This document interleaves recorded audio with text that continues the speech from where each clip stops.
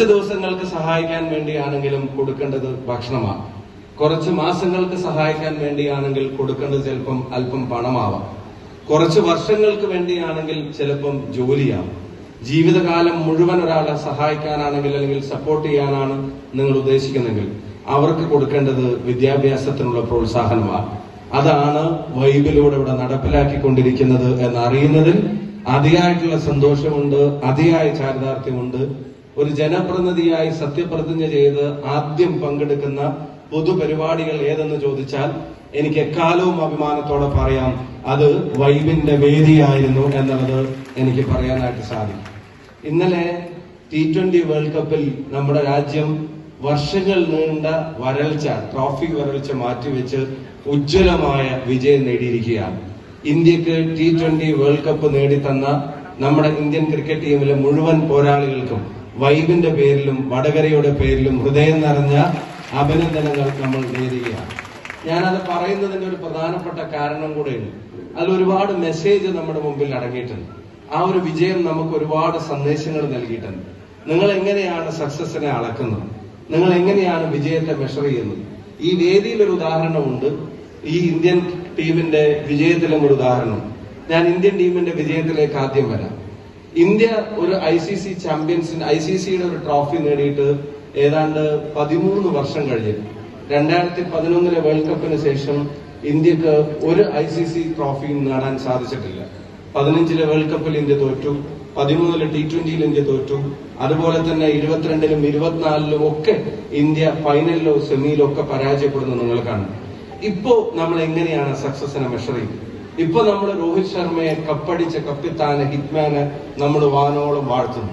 ഇപ്പൊ നമ്മൾ വിരാട് കോഹ്ലിയുടെ ഫൈനലിലെ ഇന്നിങ്സിനെ നമ്മൾ അത്ഭുതത്തോടെ വിസ്മയത്തോടെ അതിനെ സംബന്ധിച്ച് കവിത രചിച്ചുകൊണ്ടിരിക്കുന്നു. സൂര്യകുമാർ യാദവിന്റെ ക്യാച്ചിനെ ബൗണ്ടറി ലൈനിൽ നിന്ന് കൈവിട്ടു പോകുമായിരുന്ന ഒരു ട്രോഫിയെ തിരിച്ചു തന്ന ഒരു ക്യാച്ചിനെ നമ്മൾ ഭയങ്കര അതിശയോക്തി കലർന്നിട്ടുള്ള വിവരണം നമ്മൾ നൽകുന്നു. ഹാർദിക് പാണ്ഡ്യയുടെ 2 ഓവറുകളെ, ക്ലാസിനെയും മില്ലറെയും പുറത്താക്കിയ ഓവറുകളെ വളരെ അതിശയത്തോടെ നമ്മൾ സംസാരിക്കുന്നു. രോഹിത് ശർമ്മയുടെ ക്യാപ്റ്റൻസിനെ സംബന്ധിച്ചും നമ്മൾ വാഴ്ത്തിപ്പാടുകയാണ്. പക്ഷേ നമ്മൾ എങ്ങനെയാണ് സക്സസിനെ മെഷർ ചെയ്യുന്നത്? നമ്മൾ ഇന്നലെ അവരുടെ വിജയത്തെ, ഇന്നലെ അവർ നമുക്ക് വേണ്ടി നേടിയ ട്രോഫിയെ, ഇന്നലെ അവർ നേടിയ റൺസുകളെ, ഇപ്പൊ നമ്മുടെ നവമാധ്യമങ്ങളിലും മീഡിയയിലും അവർക്കുള്ള സ്പേസിനെ, അവർക്ക് കിട്ടുന്ന പണത്തെ, അങ്ങനെയാണ് നമ്മൾ ആ സക്സസിനെ മെഷർ ചെയ്യുന്നത്. ഒരാളുടെ സക്സസിനെ മെഷർ ചെയ്യേണ്ടത്, ഒരാളുടെ വിജയത്തെ നമ്മൾ അളക്കേണ്ടത് ഒരിക്കലും വിജയം കൊണ്ടുണ്ടാകുന്ന പേരിന്റെ പേരിലോ, വിജയം കൊണ്ടുണ്ടാകുന്ന പ്രശസ്തിയുടെ പേരിലോ, വിജയമുണ്ടാക്കുന്ന ഫെസിലിറ്റീസിന്റെ പേരിലോ, വിജയമുണ്ടാക്കുന്ന സാമ്പത്തികാവസ്ഥയുടെ പേരിലോ, ഫെയിമിന്റെ പേരിലോ ഒന്നുമല്ല.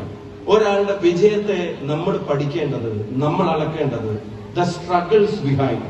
വിജയിക്കാൻ വേണ്ടി അവർ നടത്തിയ യാത്രയിലുള്ള പ്രയാസങ്ങളെയാണ് ഞാനും നിങ്ങളും നോക്കേണ്ടത്.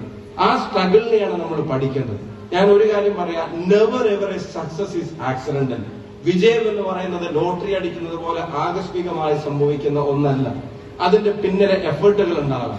ഇന്നലെ T20യുടെ ചാമ്പ്യൻസ് ആണ്, പക്ഷെ 2011 മുതലുള്ള എല്ലാ മേജർ ചാമ്പ്യൻഷിപ്പിന്റെയും ഫൈനലിലോ സെമിയിലോ തോറ്റു പുറത്തായവരാണ്. ഹാർദിക് പാണ്ഡ്യ മുംബൈ ഇന്ത്യൻസിന്റെ ക്യാപ്റ്റനായി വന്നിട്ട് ഈ പറയുന്ന നോക്കൌട്ടിൽ നിന്നൊന്നും കടക്കാതെ തോറ്റുപോയ ക്യാപ്റ്റനാണ്. അയാളെ നവമാധ്യമങ്ങളിലൂടെ നമ്മളെല്ലാവരും അവഹേളിച്ചിരുന്നു.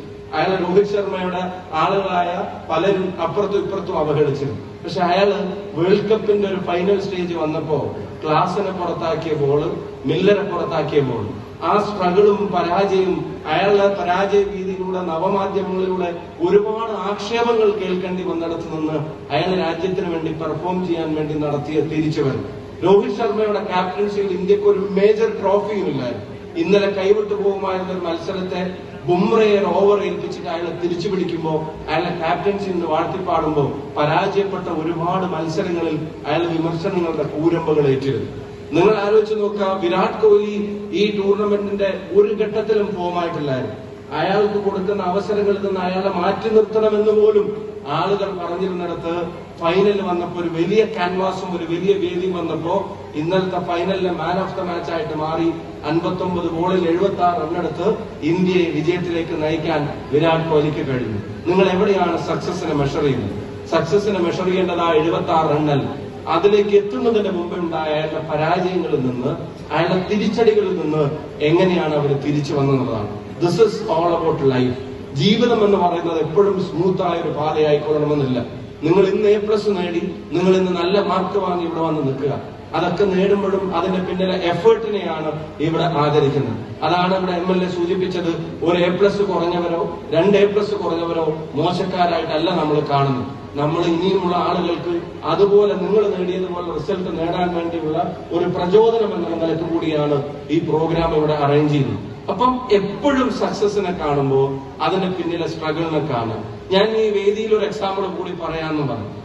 നമ്മുടെ